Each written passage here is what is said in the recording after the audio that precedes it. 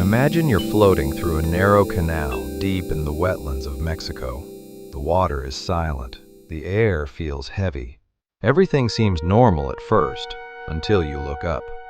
Hanging from the trees above you are hundreds of old dolls. Some are missing eyes. Some are missing arms. Some look like they've been hanging there for decades. And no matter where you look, it feels like they're watching you. This isn't a haunted house attraction. This isn't a movie set. It's a real place. A place so strange, so creepy, and so disturbing that people from all over the world travel here just to see it for themselves. Welcome to the Island of the Dolls. To understand why this island exists, we need to go back several decades. A man named Don Julián Santana lived here completely alone. No neighbors, no nearby town, just him, the canals, and the endless sounds of nature around him. People who knew him said he was a quiet man who wanted to escape the busy world and live a peaceful life. But according to local stories, that peace didn't last very long. One day, Don Julián claimed he discovered the body of a young girl floating near the island. Nobody knows exactly what happened to her. Nobody knows where she came from. And that's where this terrifying story begins.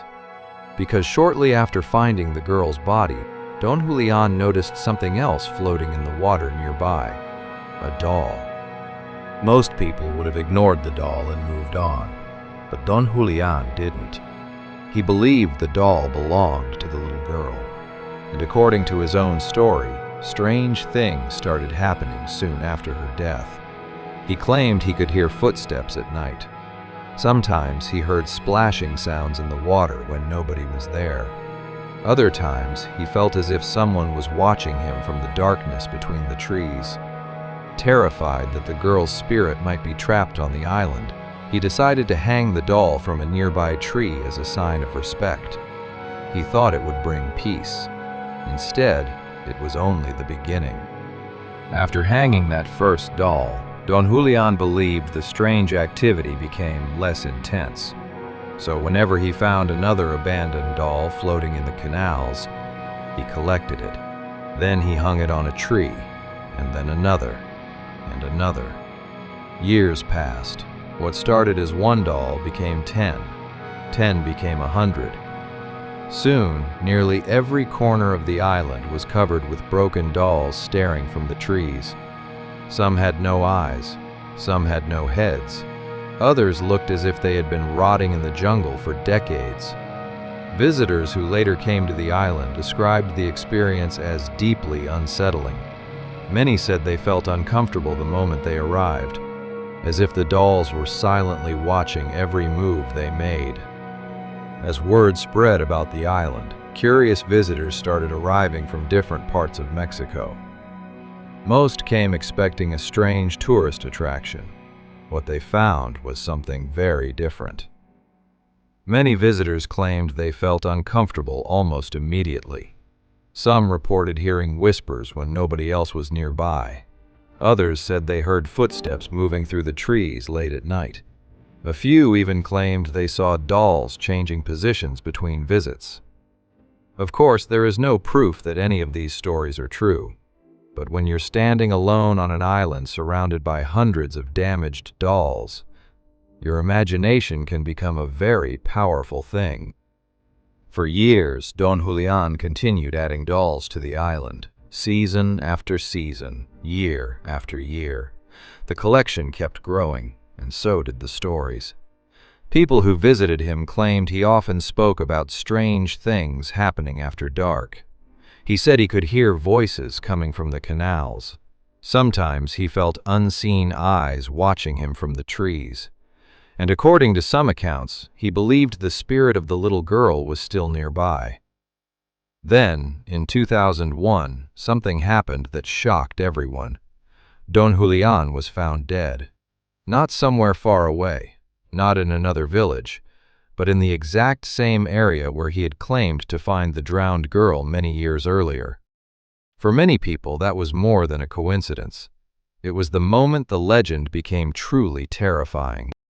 More than 20 years after Don Julián's death, the biggest question still remains unanswered. What really happened on this island? Was there ever a drowned girl? Did Don Julián truly experience something he couldn't explain? Or was he simply a lonely man who became consumed by grief, fear, and isolation? Some researchers believe the entire story grew from local folklore. Others think years of living alone may have affected his perception of reality. And then there are those who believe something far stranger happened here, something that still lingers among the trees. The truth is, nobody knows for sure. And maybe that's exactly why the Island of the Dolls continues to fascinate people from around the world. So the next time you see a photograph of the Island of the Dolls, take a closer look. Look at the faces hanging from the trees. Look at the empty eyes staring into the distance. Look at the dolls that have been exposed to rain, storms, sunlight, and time for decades. Because whether you believe the legend or not, those dolls are real. The island is real. And somewhere deep within the canals of Mexico, this strange place still exists today. Visitors continue to arrive. Boats continue to pass through the canals. Photographs continue to be taken.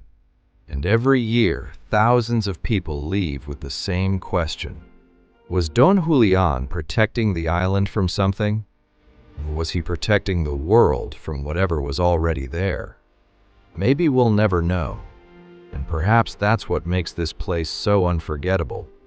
The dolls are still there, still hanging, still waiting, and maybe still watching. If you enjoyed this mystery, don't forget to like the video and subscribe for more strange and unexplained stories from around the world.